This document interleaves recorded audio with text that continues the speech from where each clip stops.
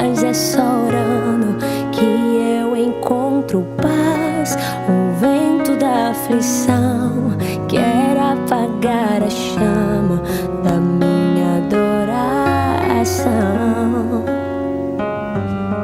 O mundo é um oceano, minha carne é um furacão, minha vida é um barquinho buscando direção. Descansa em minha alma e acalma a tempestade que agita o meu coração.